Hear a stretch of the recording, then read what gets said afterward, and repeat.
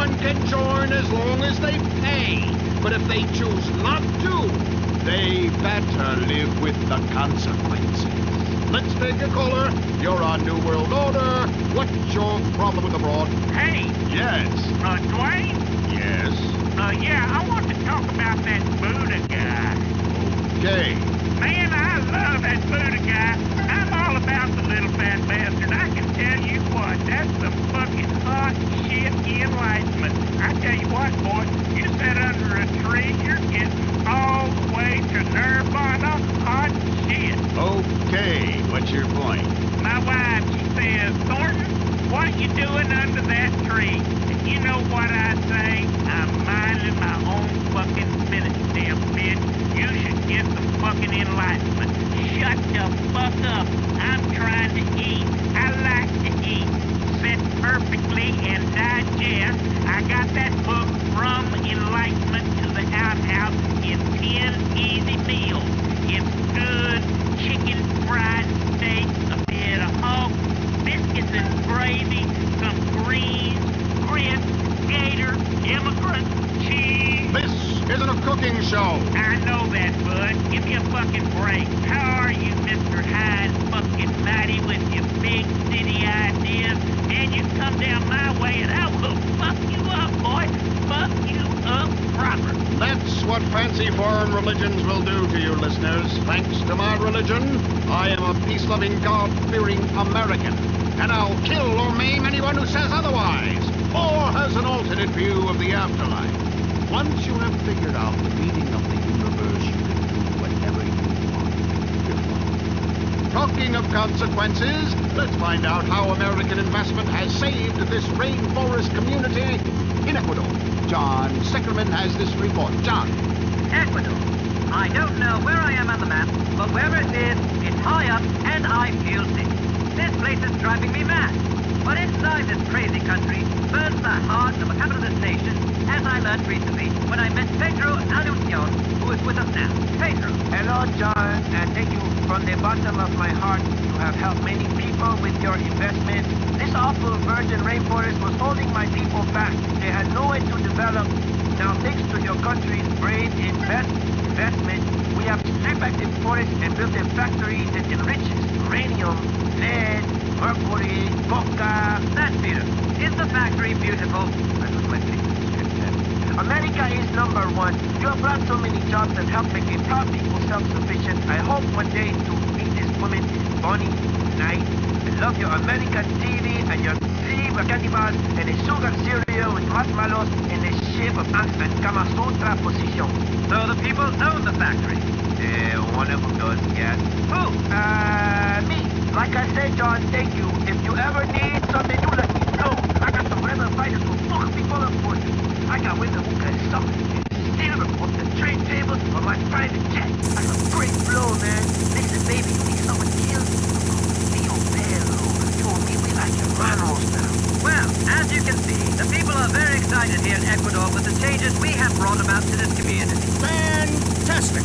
Even a racist like me can be made to feel good by a story as heartwarming as that. See, foreigners, you see how our way works.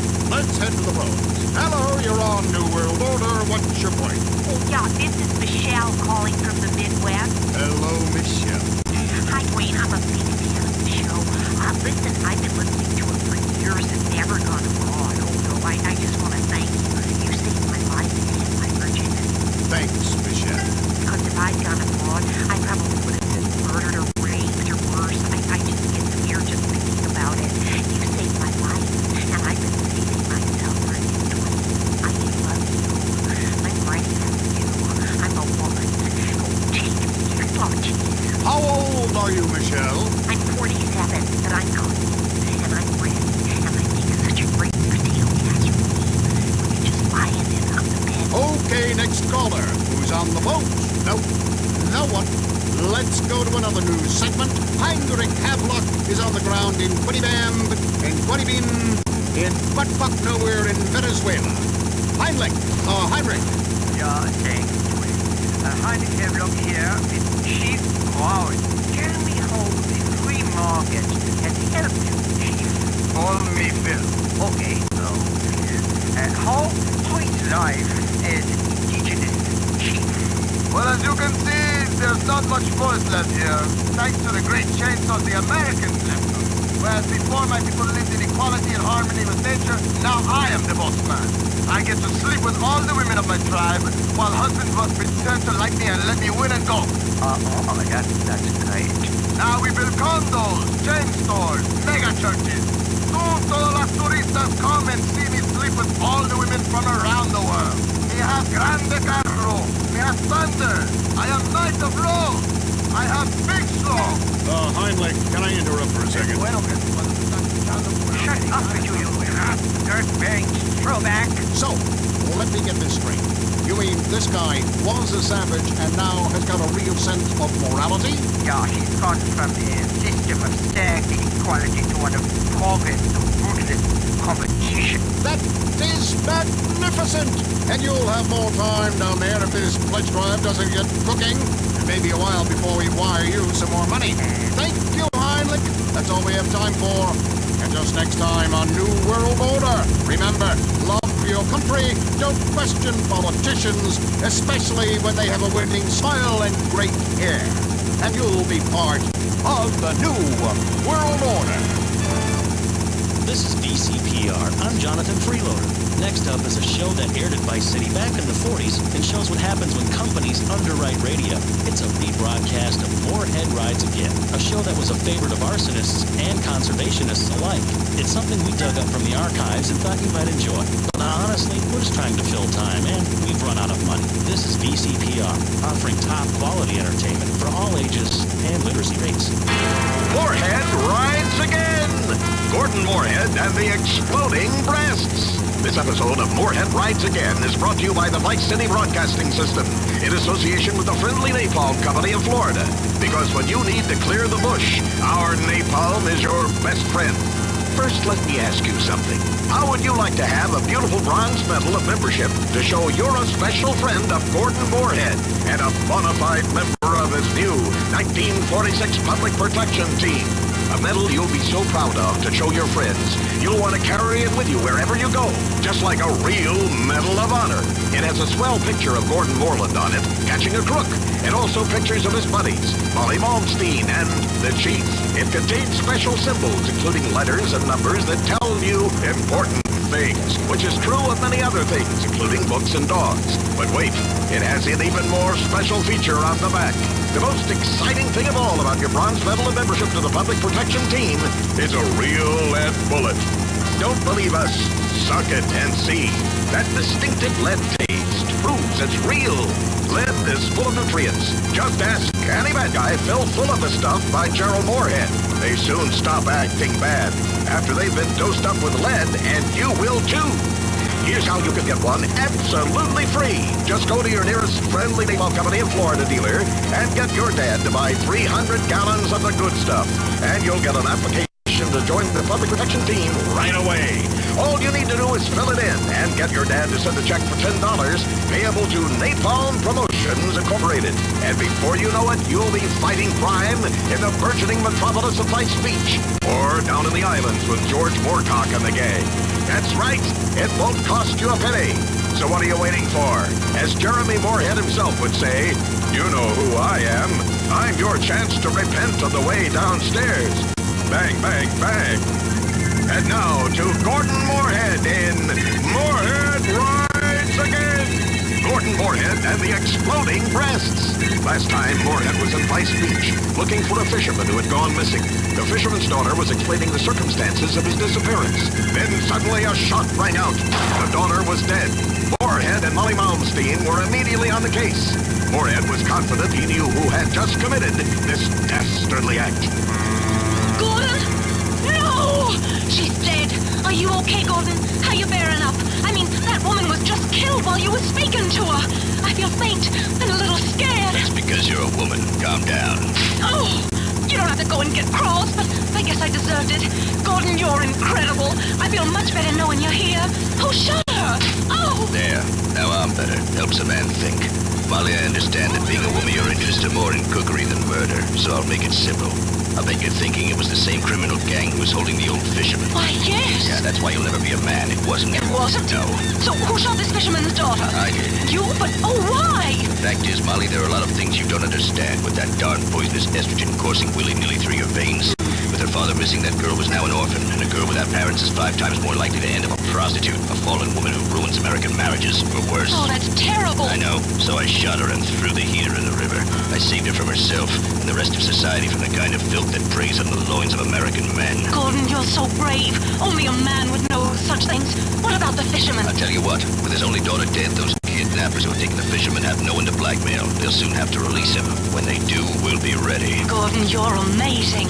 Ow! Don't get cocky. I was just doing my job. Look, there's something else you missed, Molly. What? Before she was tragically killed, the daughter said her father was unarmed and never wore a gun. You know what that means? Yes. That's right, Molly. It means he's a sissy. I imagine when he hears his daughter is dead, he'll cry. What kind of a man cries, Gordon? I don't know. One that loses wars, I think. Probably the kind of man who raises a $2 tramp for a daughter, Molly. A very sick individual. And probably a communist. I don't like to express strong emotions, but I think I hate this fisherman, Gordon. Don't hate him, Molly. Pity him and help me kill him. Oh, I shall.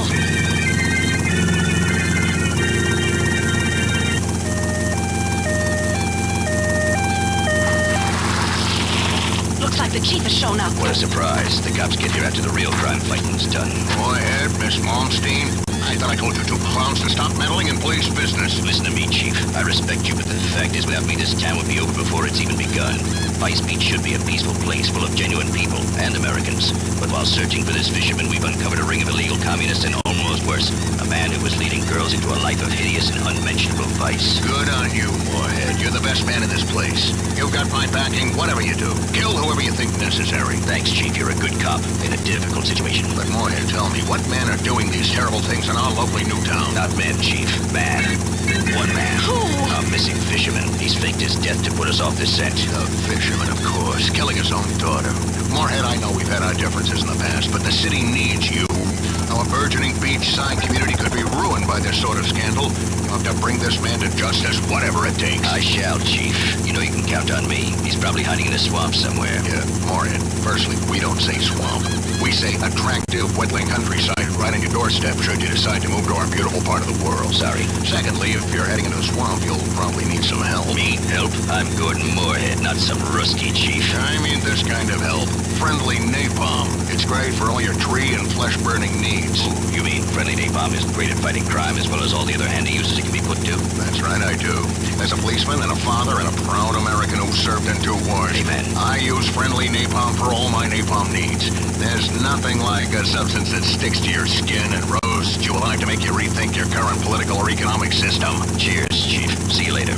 But Gordon, wait, I'm coming too. No, Molly, it's too dangerous for girls, even game little terriers like you. I insist. I may be weak and irrational and moody at times, and for 25% of the month I'm completely unbearable to be around. But I'll do anything but justice, anything at all.